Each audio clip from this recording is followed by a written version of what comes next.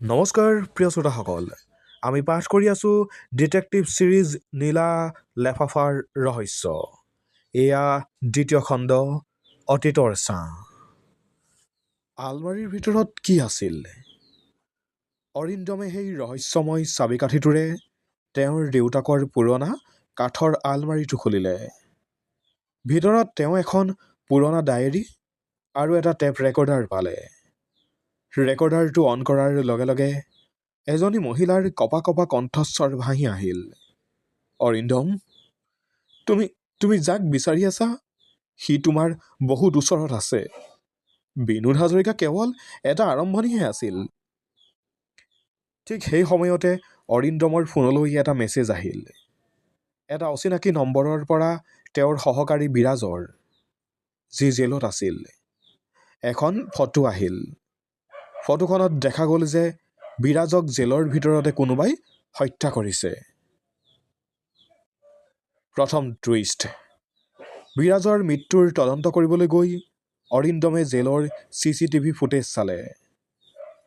ফুটেজত দেখা গ'ল এজন মানুহক, যাৰ চেহেৰা হুবহু অৰিন্দমৰ দৰে। চহৰত খবৰ বিয়পি পৰিল যে ডিটেক্টিভ অৰিন্দম বৰুৱাই নিজৰ সহকাৰীক হত্যা কৰিছে। আৰক্ষী এতিয়া অৰিন্দমৰ পাছত লাগিল। অৰিন্দমে পলাই ফুৰিবলগীয়া হ'ল। তেওঁ বুজি পালে যে তেওঁ কোনোবাই ফচাইছে। তেওঁ বিনোদ হাজৰিকাৰ মৃতপত্নীৰ সন্ধান কৰিবলৈ ধৰিলে। বিচাৰি বিচাৰি তেওঁ চহৰৰ বাহিৰৰ এটা পুৰণা গীৰ্জাঘৰ পালেগৈ। তাত তেওঁ এজনী মহিলাক লগ পালে। কিন্তু তেওঁ বিনোদৰ পত্নী নাছিল।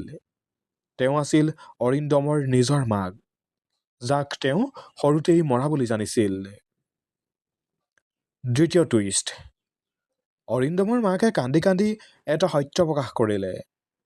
অৰিন্দমৰ এজন যমজ ভাই আছিল, মহিন্দৰ। সৰুতেই মহিন্দই অপৰাধ জগতত ভৰি দিছিল আৰু দেউতাকে তাক ঘৰৰ পৰা উলিয়াই দিছিল।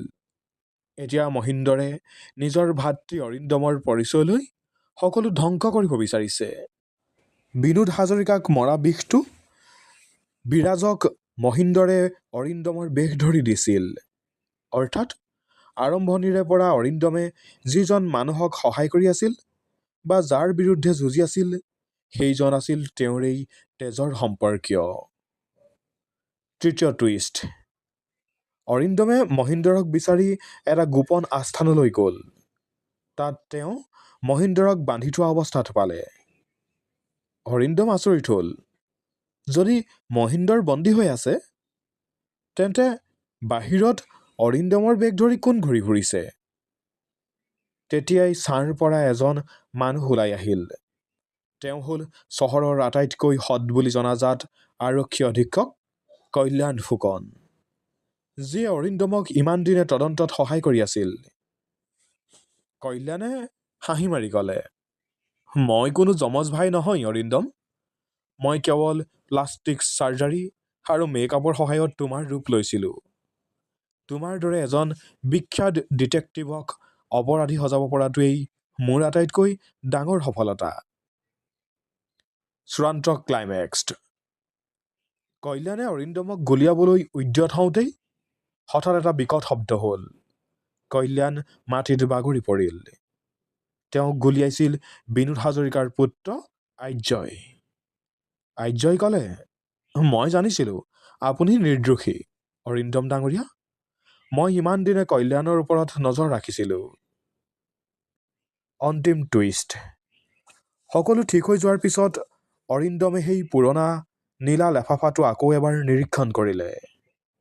লেফাফাটোৰ আঠা লগোৱা অংশটোত এটা সৰু চাবিকাঠিৰ নহয়, এটা মাইক্ৰ'চিপ লুকাই আছিল। সেই চিপটো কম্পিউটাৰত লগাওঁতেই এটা ভিডিঅ' চলি উঠিল। ভিডিঅ'টোত দেখা গ'ল স্বয়ং অৰিন্দমক, যিয়ে 10 বছৰ আগতে এটা মানুহক ভুলবশতঃ গাড়ীৰে খুন্দা মাৰিছিল। সেই মানুহজন আছিল SP কল্যাণৰ একমাত্ৰ পুত্ৰ। অৰিন্দমে বুজি পালে, এই গোটেই খেলখন কোনো সম্পত্তি বা টকাৰ বাবে নাছিল। ই আছিল এটা পুৰণা দুৰ্ঘটনাৰ বাবে লোৱা প্ৰতিশোধ। আৰু আটাইতকৈ আচৰিত কথাটো হ'ল আৰ্যই অৰিন্দমক বচোৱা নাছিল, বৰং তেওঁক জীয়াই ৰাখিছিল যাতে তেওঁ গোটেই জীৱন এই অপৰাধবোধত জ্বলি থাকে। সমাপ্তি। অৰিন্দমে ডিটেক্টিভৰ বেজটো টেবুলত থৈ অন্ধকাৰ ৰাস্তাৰে খোজ ল'লে। চহৰখনে এজন ডিটেক্টিভ হেৰুৱালে, কিন্তু এজন মানুহে নিজৰ অতীত বিচাৰি পালে। প্ৰিয় শ্ৰোতাসকল, আপোনালোকে এই ডিটেক্টিভ ছিৰিজটো শুনি কেনে পালে আমাক জনাব। যদি ভাল পালে আমাৰ চেনেলটো ছাবস্ক্ৰাইব কৰিবলৈ নাপাহৰিব। ধন্যবাদ।